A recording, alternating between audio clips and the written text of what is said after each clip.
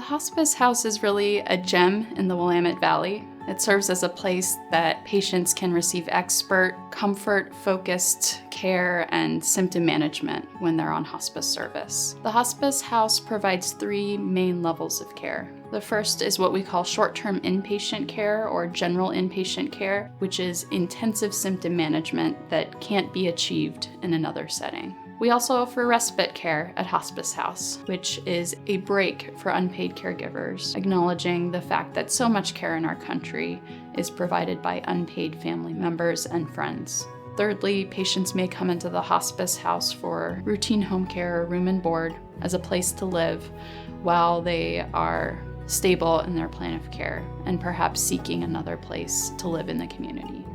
It's really nice. Nurses, CNAs, all the personnel is super nice and good. They treat the patients really, really good.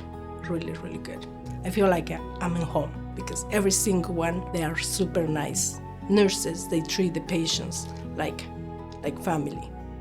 I have been involved with Evergreen Hospice House since I became a member of the board of the Albany General Hospital Foundation at the very beginning of planning and building for Hospice House. At the beginning when Hospice House was approved and the building began in that first 2-year period. Lorraine Carter was also a member of the board at that time, and I had been a family friend of the Carters since I was young, and had also been an employee of theirs. In those capacities, I became trustee to the Carter Family Trust at the passing of both Ken and later Lorraine Carter, and helped with setting up the endowment for Evergreen Hospice House. The impact that the Hospice House has had on our community is from the compassion that the staff has shown to the family members and the patients that have been at the Hospice House. There is a pride in the community knowing that Hospice House is in our area. My involvement with the Samaritan Evergreen Hospice House was as the administrator. I had been in that role since 2001.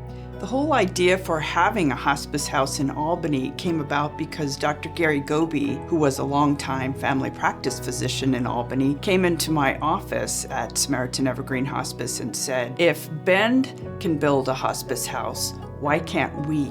I would like to have my patients have the opportunity to take advantage of a hospice house, and I think we can do this in Albany." And he was really the person who planted the seed in my brain, and it just took off from there. After my sister died, my wife and I had a dream of having a hospice house in Albany, Oregon, and that was also a dream of a number of people on the Albany General Hospital Board of Directors. When I joined about 20 years ago, they had a hospice house committee studying the feasibility for building one in Albany, but after 5 years or so, determined that there was support for one and certainly was a need for one. I was appointed chair of the Hospice House Capital Campaign Committee with a goal of $4 million at the time. We were able to do that and broke ground in August 2011, a year before the hospice house opened. I was on staff at the Albany General Hospital Foundation when the idea to build the hospice house in Albany was just a seed. From there, once we really decided that the hospice house was going to be built, I was the project manager on site at the hospice house throughout construction. With over more than 900 individual donors, we raised $4 million for the hospice house construction. And those dollars were so gratefully received, but more than anything, they were so kindly given. The community responded resoundingly to the hospice house campaign. We were able to successfully raise the funds to build the hospice house for the folks that reside in our Samaritan region. The hospice house is funded through donations. Some insurances pay for hospice, private pay for some patients that don't have insurance, but we never decline seeing a patient or admitting them to the hospice house based on their ability to pay. It's very important that the community continue to support the hospice house through their philanthropic support. On an annual basis, the Albany General Hospital Foundation provides support to the programs and the equipment needed at the hospice house through the donations that are received in our community.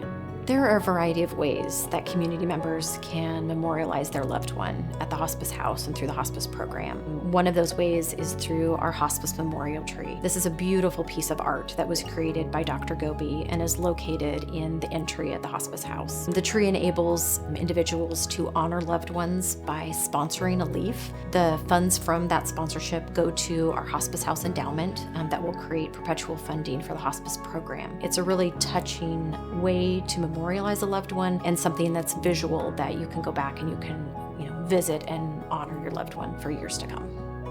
Our beautiful garden area offers endless opportunities for community members to honor a loved one, whether it's sponsoring a rose bush or a tree or a plant in their loved one's memory. The foundation places a plaque in front of whatever item it is that they sponsor, and then that loved one can go and come back and visit and spend time remembering their loved one at the place that is meaningful to them. Estate gifts are another opportunity that members of our community can leave a lasting legacy by designating the hospice program or the hospice house in their estate as a beneficiary. This allows for perpetual funding to come in to provide access to care for those that are at their end of life for years to come.